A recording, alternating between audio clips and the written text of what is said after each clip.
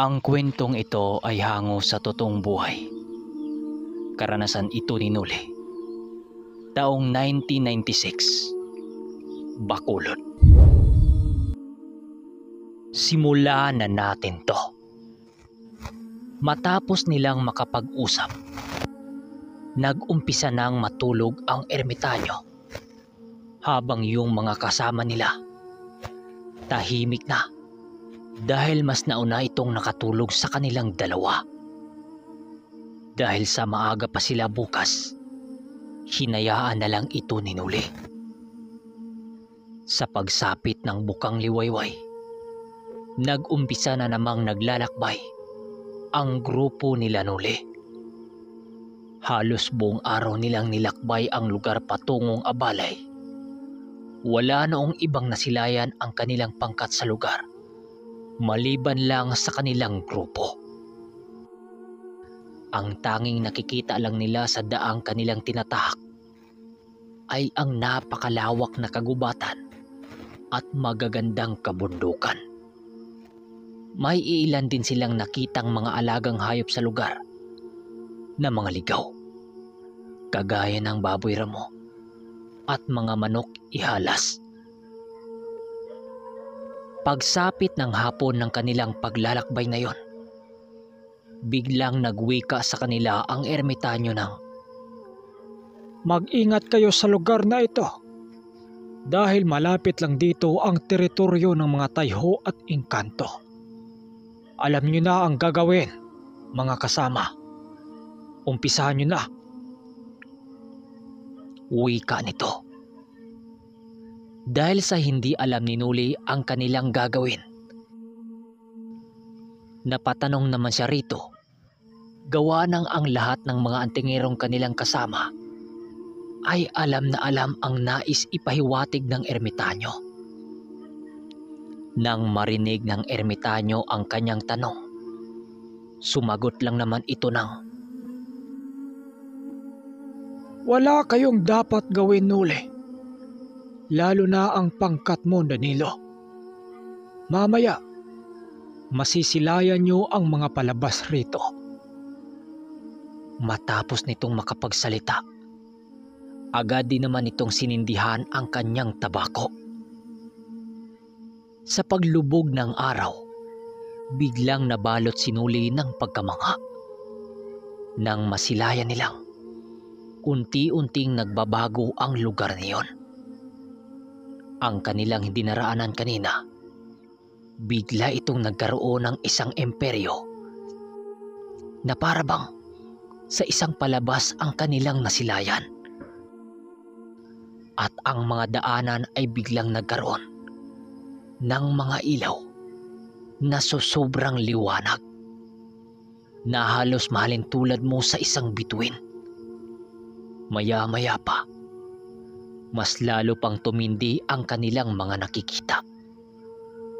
Dahil meron na silang nasisilayang dumaan sa lugar, sa daang dinaaranan nila kanina. Sa paglakad ng mga kabayo nila, kitang-kita nila ang pagtagos nito sa mga nilalang na biglang lumitaw sa kanilang harapan. Hindi noon makapaniwala si Noli, ngunit kahit anong kumbinsi niya sa kanyang isipan na hindi totoo ang mga nakikita niya, ay hindi ito matatanggap ng kanyang isipan. Dagdag pa ni Noli na ang mga nilalang na kanyang nasilayan sa lugar na yon ay mayroong napakagandang kasuotan na gaya sa nagniningning na mga ginto. Meron din itong mga baluting gawa sa perlas na bato at mga kakaibang sandatang napaglumaan na. Meron ding mga bagay sinuling nasilayan na lumilipad nang labis niyang ikinamangha. Ngunit sa kabila ng mga nakikita nila Danilo at ng mga kasama nito, tila ba normal na yun para sa kanila, na para bang sanay na sanay sila rito. Bali sinuli lang talaga ang hindi pa nakasilay ng ganong mga nilalang. Marami na siyang nakikitang mga engkanto, ngunit hindi niya yon nakikita sa isang lugar na nagkukumpulan. Kaya't habang sakay-sakay siya sa kabayo, nagwika siya sa ermitanyo ng, "Manong, anong lugar ito? Bakit nasisilayan natin sila dito?"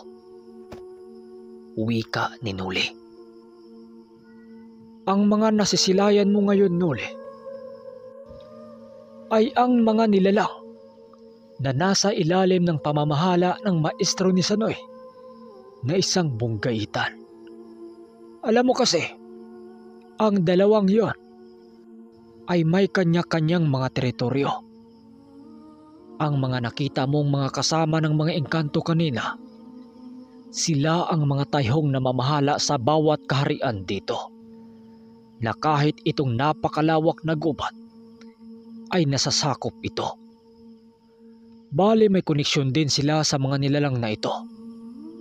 Kaya't kahit sa ngayon, nalalaman ng dalawang yun na tutungo tayo sa kanilang lupain. Wika ng ermitanyo. Nang marinig ito ni Nuli, hindi na siya sumagot sa mga sinasabi nito. Ang ginagawa na lamang niya ng mga oras na yon ay ang libangin ang kanyang sarili kasama sila Lando at Danilo. Nang makalayo na sila sa lugar na yon, pili pa rin itong binalika ng mga paningin ni Nuli. At maniwala man kayo o sa hindi, pagtingin ni Nuli sa malayong kabundukan na yon, kitang-kita pa rin niya ang pagsisiyahan ng mga engkanto at ayho. Habang unti-unting naglalaho ang mga kaharian ng mga ito. Sa paglalim ng gabi sa kanilang paglalakbay, ganun ulit ang nangyari.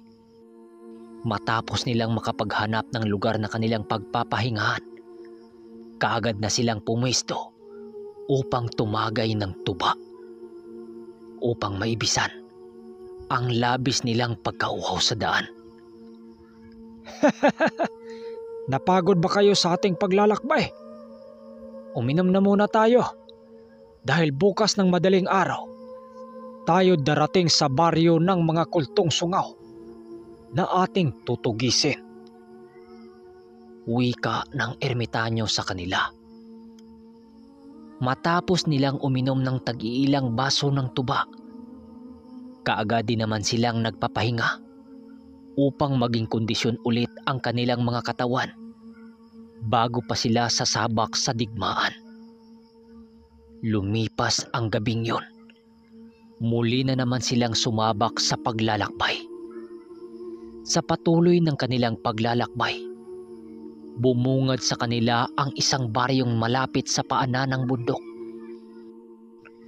Sa sobrang layo ng baryo na yon sa kabihasnan, iilan lamang sa mga taong yon ang piniling manirahan sa lugar.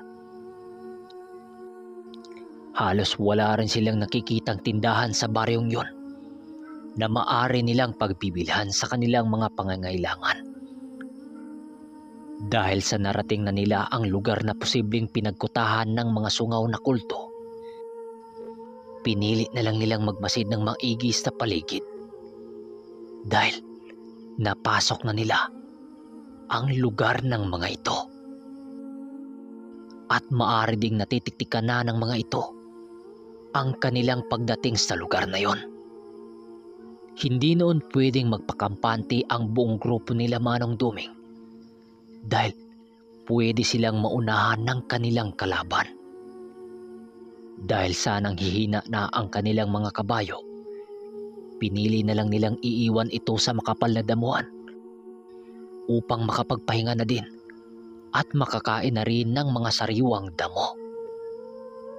Kasabay ng pag-iwan nila Nuli sa mga kabayo ay ang pagtawag naman ng ermitanyo sa presensya ng dalupahaw upang manmanan ang naiwan nilang mga kabayo sa daan.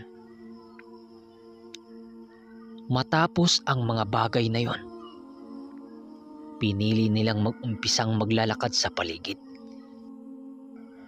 Ilang minuto lamang ang lumipas ng kanilang paglalakad.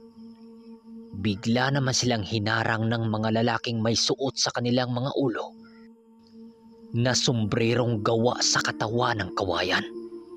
Nakaagad naman nilang nalaman sa yung grupo ng mga sungaw na kulto.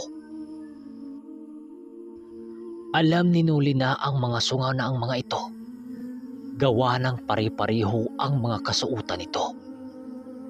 Nakasuot yun ng isang sayang itim, habang nakatakip ang mga pagmumukha nito sa kanilang mga sombrero. Meron din itong mga suot na medalyon na halos magkapare-pareho lamang ang mga disenyo. Nang makalapit na sila Manong Duming sa mga panauhing yon, agaran din namang nagwika ang isa sa mga ito ng, Maligayang pagdating sa lugar na ito. Maaari bang malaman kung ano ang pakay nyo dito, mga dayo? Nang marinig ito nila Manong Duming, sumagot lang naman sila ng mahinahon dahil sa nakikita nilang nais lamang ng mga ito ang makipag-usap sa kanilang grupo. Dahil si Manong Duming ang kanilang pinuno, ito din ang kumausap sa mga panauhin. Meron kaming hinahanap na tao sa lugar na ito.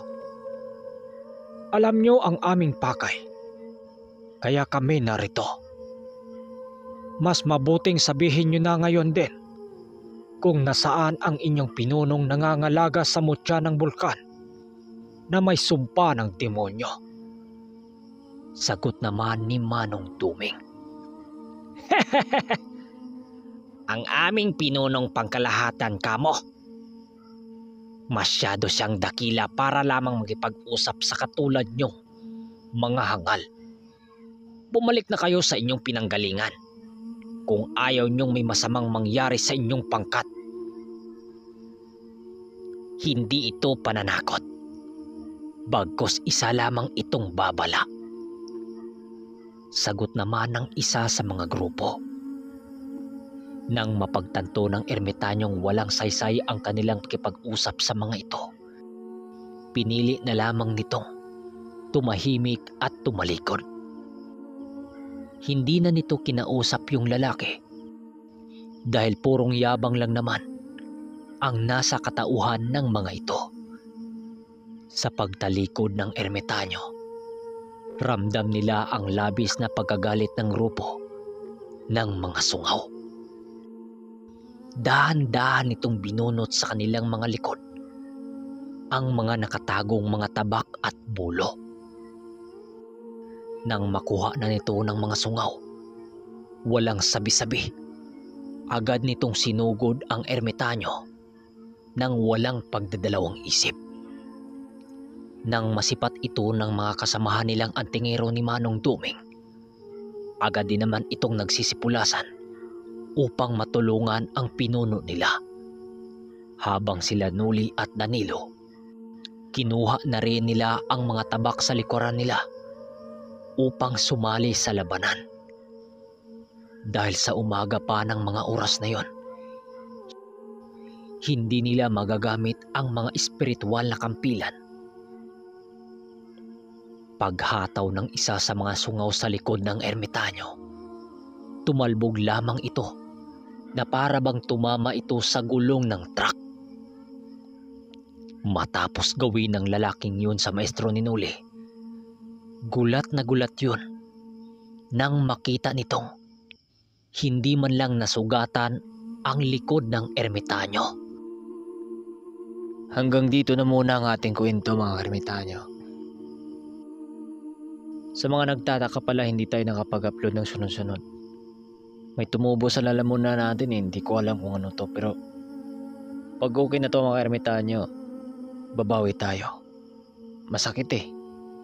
Ang hirap yung mag-iba ng busis, tapos pag yung power na busis ni Noli, nahirapan nga ako eh. At saka sa mga gustong magpa-shoutout, Mag-comment kayo sa baba kayong lahat. Dahil bukas na bukas kung makapag-record tayo, isa-shoutout natin to sa dulo ng video. Yun lang mga ka-ermitanyo. Hanggang sa muli. Maraming salamat.